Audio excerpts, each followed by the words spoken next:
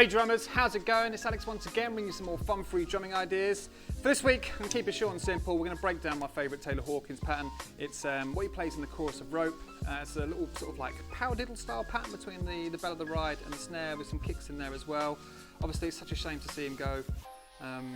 He's one of those drummers that, you know, even if you weren't into playing drums, you knew who he was. So that's kind of a testament to like how he played, you know, his particular sound and the sort of person he was. So let's try and celebrate that and break down this wonderful little pattern. If you like what's on the intro, stick around, I'll break it down. Here we go. Okay, so I think the best way to break this down is to just look at the hand pattern first. If you want, you can start with just the hi-hat and the snare, because it's all about just getting like the actual sticking down. And once you've got that down, you can just, you know, chuck your right hand over to that bell. In fact, I even brought out like a cymbal with a bit more bell on it today, just to really sort of like hammer the point in. So what we've got, if we look at the first half, we'll go to like beat 3. We get this little pattern which goes right, right, right, left, right, right. If we're counting it, 1 and a 2 and 3. Right, left hand is landing on its own, so it's like I said, it's a linear pattern, so there's no sort of like right hand and left hand landing at the same time. That's not going to be the case with the bass drum and the hi-hat, but while we learn the hand pattern, it's just one note after another, as opposed to layering on top. So one more time, this takes you up to beat 3. Right, right, right, left, right, right. 1 and a 2 and 3. Now for the last part, we're going to get and off and, which is going to be a right, right, left, right, right. And then you've got like a little tiny bit of space to breathe before you start the whole thing again. So if we put it all together, right, right, right, left, right, right, right, right, left, right, right. Almost separate them in your brain, those two little patterns. It'd be easy to learn it if you sort of like just split it up, compartmentalise it a tiny bit, and then bring it together. So one more time. 1 and a 2 and 3 and off and. Let's take that right hand, shift it over to the bell.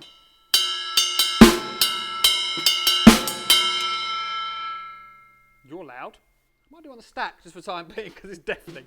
Okay, so this works anywhere.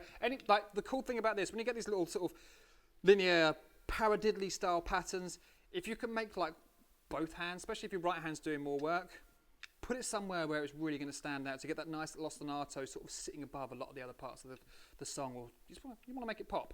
So let's get it on the stack for now because bloody hell, that's loud. All right, so not much better.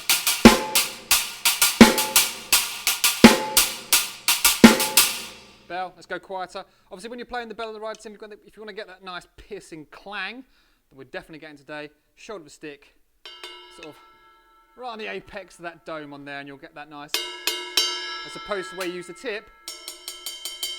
Although, for now, I probably should just use that. Shoulder. You can hear the difference, it's ridiculous. All right, so once you've got the hand pattern down, just see if you can get your first downbeat in there. Get that bass drum on beat 1.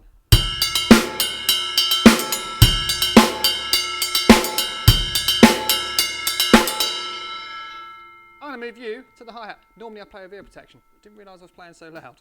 So here we go. We've got right, right, right, left, right, right, right, right, left, right, right, boom, right, right, left, right, right, right, right, left, right, right. 1 and a 2 and 3 and a 4 and. All right, so let's get those kicks in there now that we've got the hand pattern down. Now the bass drum's going to land on beat 1, the and of beat 2, and the and of beat 3. If you just want to settle on that groove, it might just be worth getting your right hand back to playing like straight 8th notes, get the snare drum landing on beats 2 and 4, and just get those kicks on 1 and 2 and 3 and 4, 1 and 2 and 3 and 4, 1 and 2 and 3 and 4. So you can hear that boom, da, boom, boom, da, boom, da, boom, boom, da. Now, in relation to where they're going to land when we play our pattern between the right hand and the left hand, obviously you've got a bass drum on that first note. Now, once you've hit that snare drum, okay, so it's going to be on beat 2, we've got a bass drum coming in on the next hi-hat. So we've got 1 and a 2 and. Now, we're going to hit the hi-hat on its own for beat 3, and then when we do our little next double stroke with our right hand, we put a bass drum on the first note. So it would be and, that's just beat 3, 4 and. Okay, so we get for the second half. So I'll put it together a little bit slower. So we've got 1 and a 2 and 3 and a 4 and 1 and a 2 and 3 and a 4 and. Right, so your kick is always landing with your right hand. So the very first note, then the next hi-hat after that snare drum. And then you've got one lonely hi-hat before you hit the next bass drum, which is at the start of that little double stroke roll. So here we go. tick, tick. All right, that's probably the way I'd go about it. Just learn part one, put that little tick in between, and then your bass drum lands on the. Might be worth if you want to practice like the end of beat 3 and beat 4. And up, and. Let's see if we can put it all together and count it. 1 and a 2 and tick and up, and 1 and a 2 and tick and up, and. I'll shut up and play it. A little bit slower.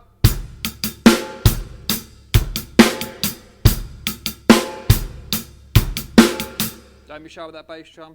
Give it some power. Let's move it over to the bell.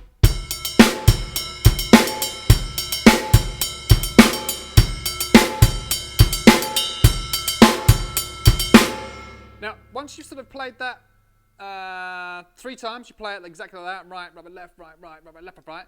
On the 4th run, after you hit that snare drum, da, bish, bish, and that will just sort of bring you back around. That's what Taylor's playing in the chorus.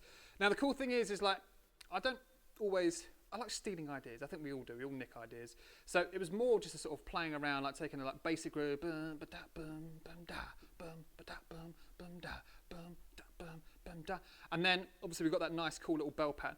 It's one of those times where you listen to a song, you don't know what you're expecting, and then suddenly, whoo, this little voice in the bell starts popping out. I'm like, I'm having that. And then you can sort of take it and sort of like manipulate it and do some of your own things. So one of the things I like to play, and I've used this quite a lot, is we do that little paradiddle pattern where we're going the inverted paradiddle, sorry, right, left, left, right, left, right, right, left, right, left, left, right, left, right, right, left. Just keep your right hand up on the bell.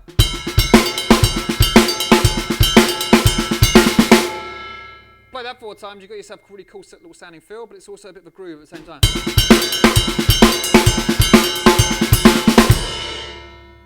So you nick these little ideas from some of those drummers you love, and you start incorporating it into your own playing, and then, you know, build your own personality behind the kit based on all the little bits you like. So I'll go over that one more time. It's actually quite a nice little pattern.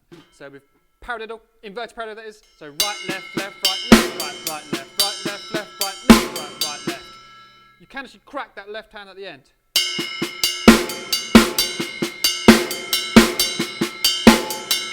And then I'm putting a bass on those single rights.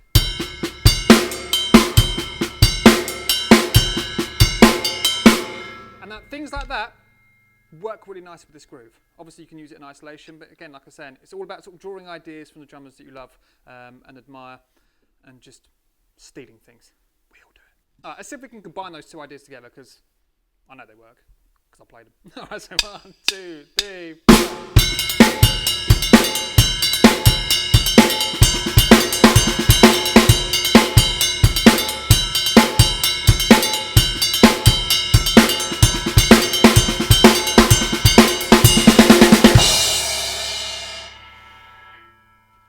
So it's not always, obviously if you want to play this with your band, you want to try and learn it as close to the actual song as you can.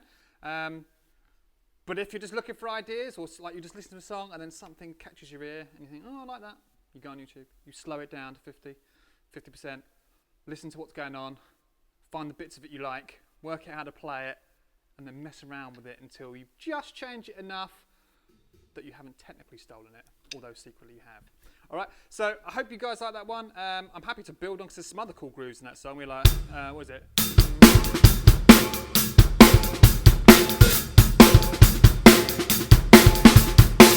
Okay, there's some lovely grooves in that. So if you did want me to expand on this song, I'm happy to break down some of the other bits. There is like a little solo in there as well, so maybe we could do that. But let you know, I just wanted to share what when you have a moment where you hear something you like and you think, I'm having that. And with Taylor Hawkins, it was this particular groove. So I'll pop up there, I'll play it nice and slow. I'll mix in that little inverted paradiddle idea, which was inspired by this particular groove, and then play it slow, medium, then up to tempo, then I'll come and say goodbye. All right, here we go. Nice and slow.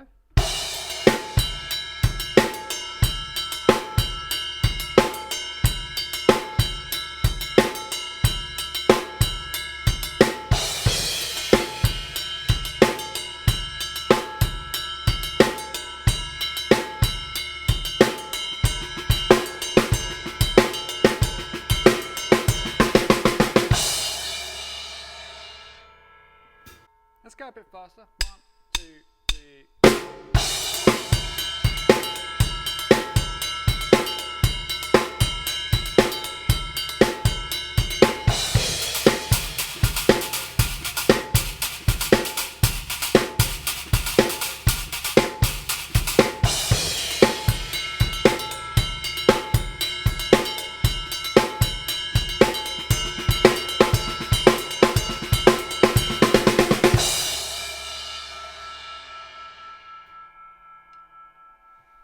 Up to speed with a little bit of the 30 bit as well. Here we go.